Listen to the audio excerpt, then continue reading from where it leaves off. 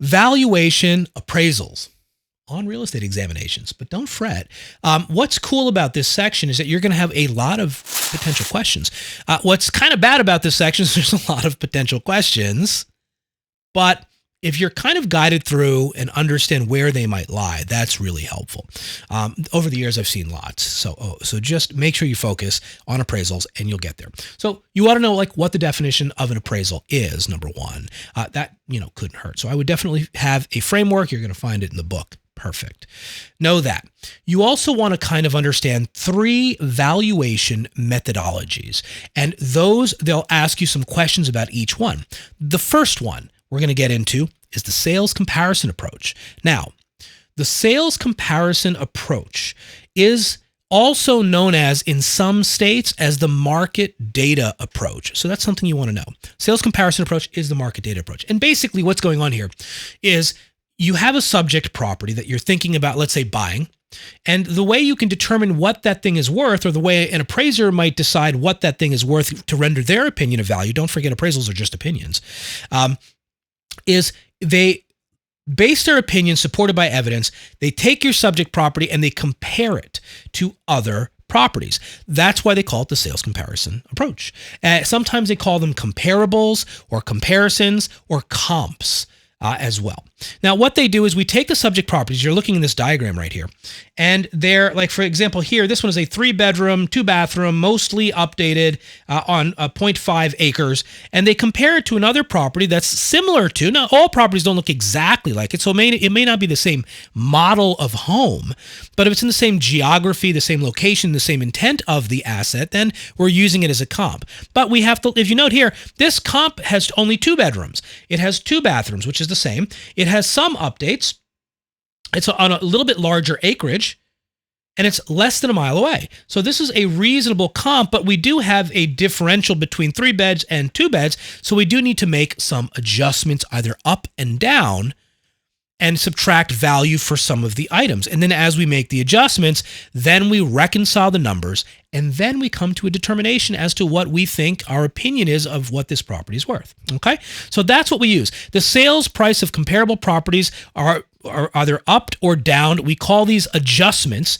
And then the market value of the subject property is the one that we're comparing it to. So we're trying to determine what our subject is worth in relation to the other assets. This technique, the sales comparison approach, carries the most weight in residential property valuations. And that's an important one. So what technique would I use if I were trying to figure out what a 30-year-old single-family house is worth in like Anywheresville, USA? I'd use the sales comparison approach. And then I'd support it with this approach first, give it the most weight, and then support it by also checking the other 2 methods, if possible, to kind of reconcile those numbers and to render my opinion of value. Sales comparison approach, definitely something you'll see. This one is called the cost approach to value. Now, cost approach is used to try to determine what something is worth based off of what it might cost to make a reproduction of that thing or a replacement of that thing, okay? And, this is what we use in the world of insurance estimating. All right, so estimates a property's value by determining the cost to replace it minus any depreciation plus the land's value. So how do we get to the property value? The formula is property value equals the replacement cost of the property to build it, less any depreciation, plus land value, and that gives us the property's value in the cost approach. Now, I'd mentioned there are 3 types of depreciation when it comes down to the cost approach. Now, what is depreciation? You want to know the definition? Depreciation is simply a loss in value for some reason. So something that has reduced the value of the asset, and it could be something that is physically happening with the property. So for example, let's say the deck is really old and rickety, right? And it needs to be replaced. Well, a broken, busted up deck is going to lower the value potentially of a property. Now, again, it's all relative. We can argue this till the cows come home. And the reason why is because, depending on the area that this property is with the busted deck, it could have no bearing, as a matter of fact, because it could be a really hot property market. So sometimes those things don't always work the way that you might think of them on paper.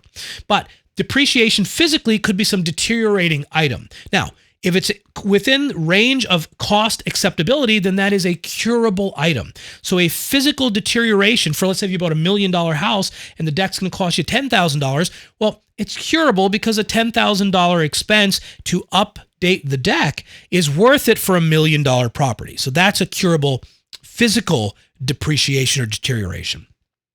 The next one is called functional obsolescence. Functional obsolescence is a negative reaction from the marketplace because of specific items in the property, less desirable items. So for example, let's say if we have a 5-bedroom house and we have only 1 bathroom, 5 beds, 1 bath. Oh, that's kind of tough. And if there's no way we can plumb in another bathroom, then the home suffers from an incurable functional obsolescence. Now, if we can put in bathrooms in the space, then it suffers from, it's still depreciated because it only has 1 bathroom, but if we can add bathrooms, then that is a curable functional obsolescence. So we can cure that and increase the value if we need to. But again, these are depreciations or losses in value. And the third one is known as economic or external obsolescence. Now, this one is popular on exams because this one, unlike the other two, physical and functional, which are curable or incurable, this one is always incurable. So in other words, it's a devaluation of my property because of some external factor. So let's say, for example, the home is a beautiful home, but it's in an area where the crime rates are very high.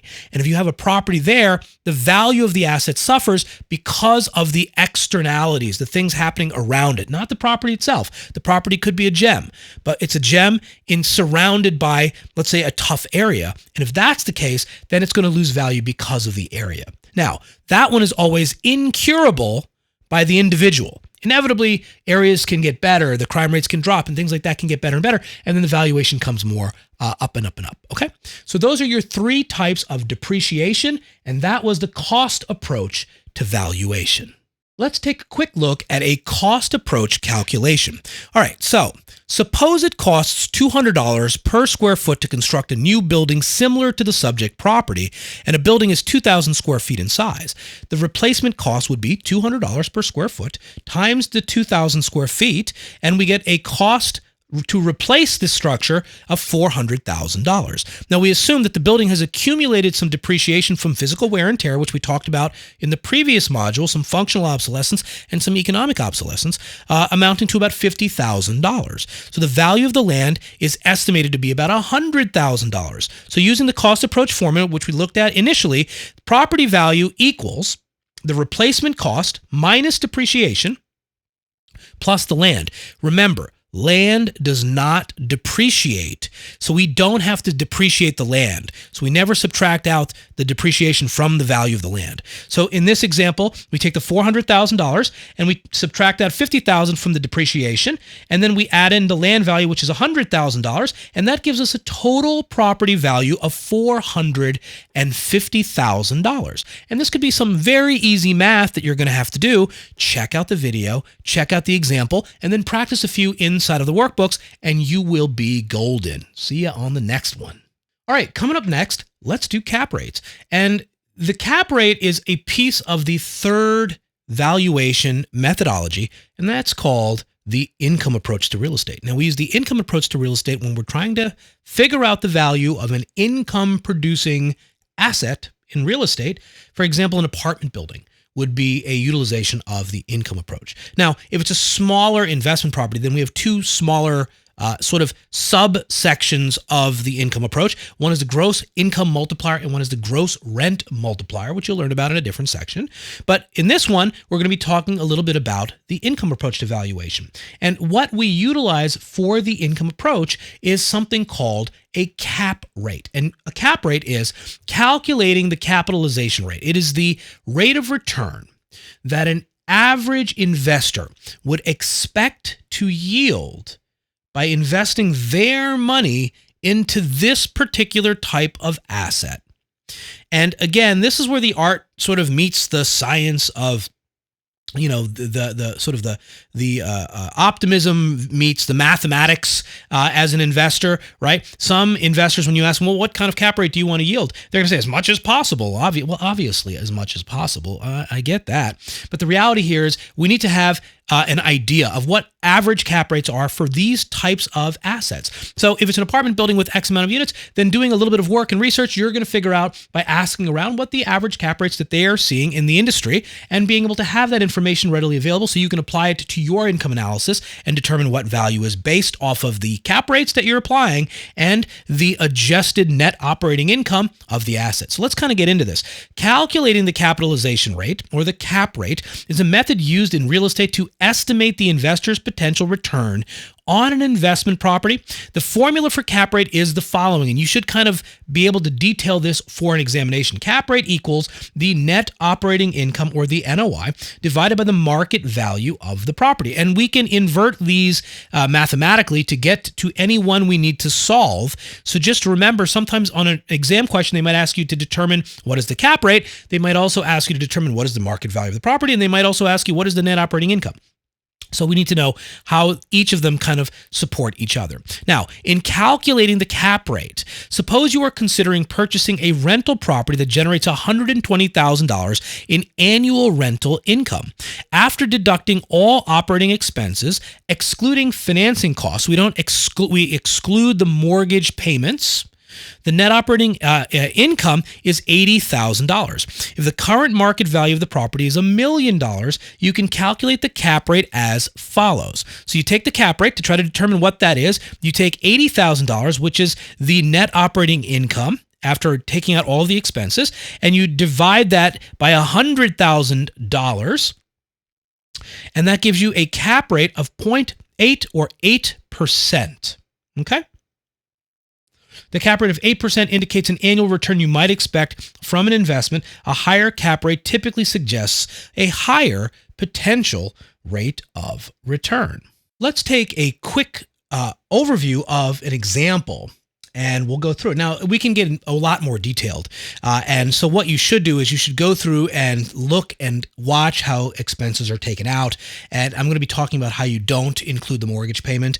And that's a red herring on examinations. And that will be further clarified as you're learning more and more. But this is to give you sort of a high-level overview of how a capitalization rate calculation happens. So let's take a look at this example. Suppose you are considering purchasing a rental property that generates $120,000 annual rental income.